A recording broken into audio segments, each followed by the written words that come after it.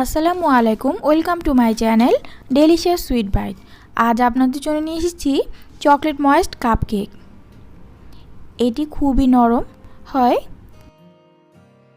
আর এটি খুব সহজেই তেল দিয়ে তৈরি করা যায়। এটি চুলায় ওভেনে দুইভাবে তৈরি করা যায়।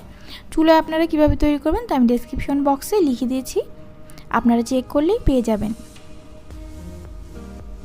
এটি বানাতে আমি প্রথমে বাটার মিল্ক তৈরি করে নেব। আর বাটার মিল্ক তৈরি করার জন্য আমরা প্রথমে নিয়ে নেব liquid milk 1/3 cup plus half table spoon. তারপরে এতে হাফ টেবিল স্পুন ভিনেগার দিয়ে নেব। এবার এটা মিশিয়ে সাইডে রেখে দেব 20 থেকে 30 মিনিটের জন্য। তারপর আমি এখানে ময়দা নিয়ে নিচ্ছি 112 গ্রাম। ময়দাটা খুব ভালোভাবে চেলে নিচ্ছি। তারপর এখানে কোকো পাউডার নিয়ে নেব 30 গ্রাম। কোকো পাউডারটা আবার খুব ভালোভাবে চেলে নিতে হবে। তারপরে এখানে আমি বেকিং সোডা দিয়ে নিচ্ছি হাফ টিস্পুন প্লাস 1/4 টিস্পুন, আর বেকিং পাউডার দিয়ে নিচ্ছি 1/4 টিস্পুন প্লাস 1/8 টিস্পুন।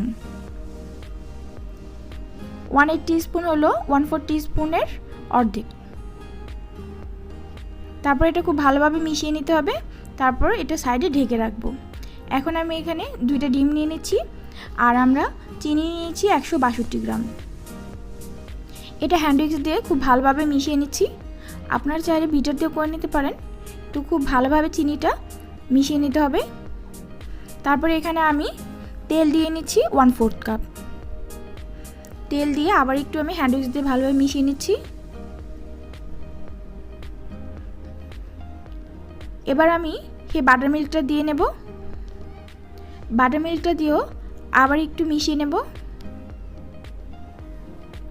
এবার ময়দার মিশ্রণটা আমি এখানে চেলে চেলে দিয়ে মিশিয়ে নেব।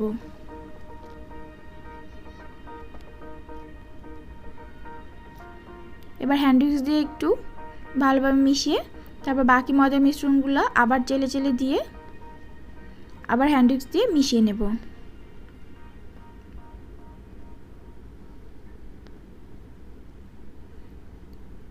এবার আলতো করে মিশিয়ে নেব, খুব বেশি মিক্সিং করা যাবে না।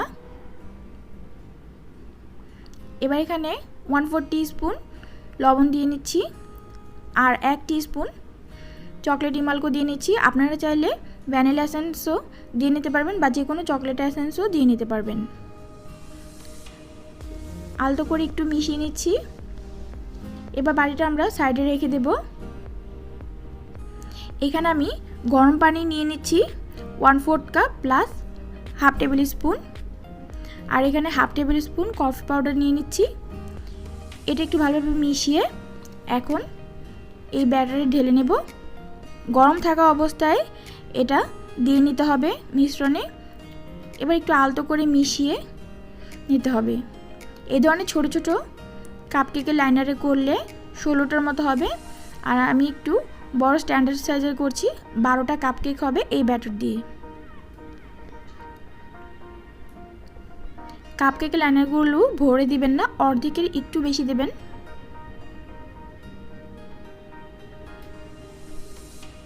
এটা দেওয়ার সময় অবশ্যই খেয়াল রাখবেন। তারপর একটু ট্যাপ করে নেব। তারপরে 170 ডিগ্রি সেলসিয়াসে 16 মিনিটের জন্য ওভেনে বেক করতে দিব। ওভেন থেকে বের করে এভাবে চেক করে নেব। আমি ওভেন থেকে বের করার আগে চেক করে নিয়েছি, আপনাদের এখানে আবার দেখিয়ে নিচ্ছি এটা কতটা সফট দেখেন। এবার একটা কুলিং র্যাকের উপর সবগুলো কাপকেক আমি এভাবে রেখে ঠান্ডা করে নিয়েছি। একটু চাপ দিলেই মাঝের অংশ ফেটে যাচ্ছে, তাহলে বুঝতেই পারছেন কতটা সফট হয়েছে কাপকেকগুলি। ধন্যবাদ সবাইকে।